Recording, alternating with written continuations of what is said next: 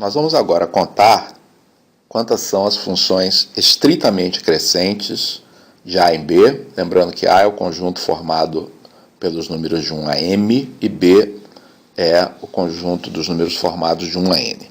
Então, uma primeira observação é que uma função estritamente crescente é uma função injetiva, já que não há repetição de valores de B.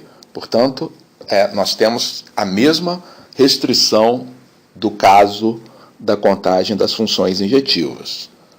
Ou seja, o conjunto B tem que ter pelo menos tantos elementos quanto o conjunto A.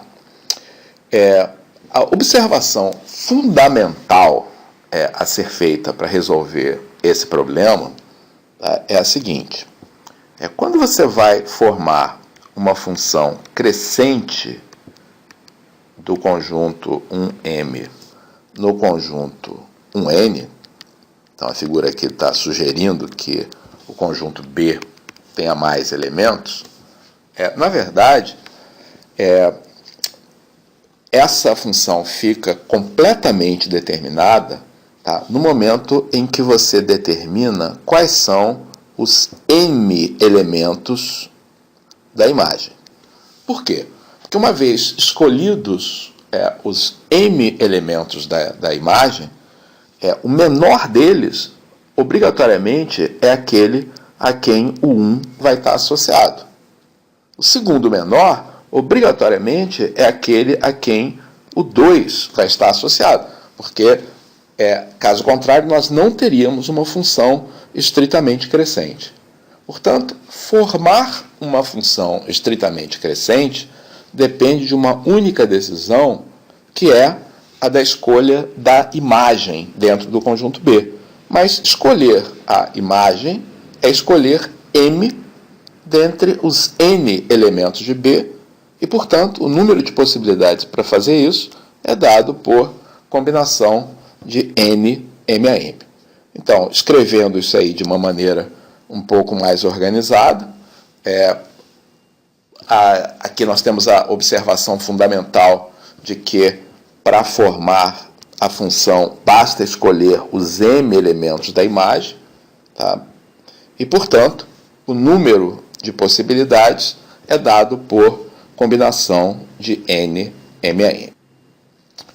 Vejamos agora o que se passa quando nós queremos contar quantas são as funções não decrescentes de A em B.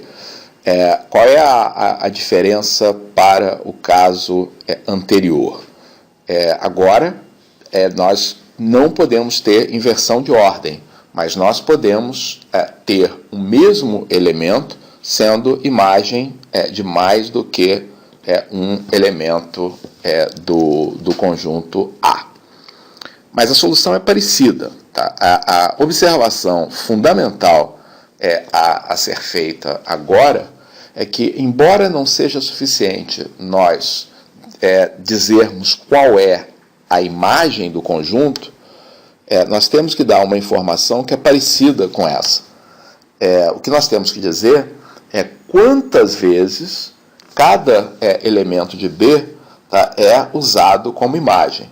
Tá? No total, tá, esse número de usos deve ser igual a m, tá, o número de elementos de A. Então, deixa eu fazer uma situação aqui, tá, um exemplo para mostrar como é que isso realmente define aqui a nossa função. Então, digamos que eu tenho aqui o conjunto A com 3 elementos, tá, eu tenho aqui o conjunto B com 4 elementos, e eu queira determinar uma função não decrescente. Então, esses elementos aqui são 1, 2 e 3, aqui são 1, 2, 3 e 4. Eu quero determinar uma função não decrescente de A em B. Tá? Então, o que eu afirmo aqui é que basta a gente determinar quantas vezes cada um dos elementos de B aparece como imagem. E esse total deve ser igual a m. Então, por exemplo, digamos que eu determine que este elemento aqui vai aparecer 2 vezes como imagem, tá? E que esse elemento aqui vai aparecer 1 vez como imagem. Então as coisas estão perfeitamente determinadas. Porque como este é o menor deles, ele vai ter que estar associado aos 2 menores elementos de A. enquanto o 4 vai estar associado ao maior elemento de A.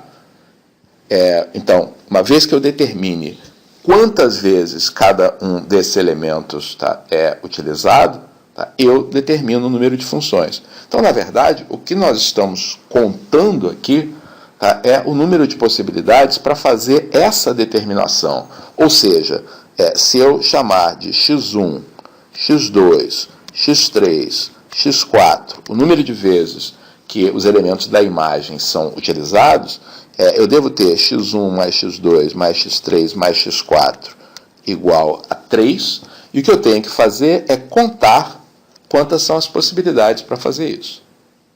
Ou seja, é o problema que resulta das combinações completas ou com repetição.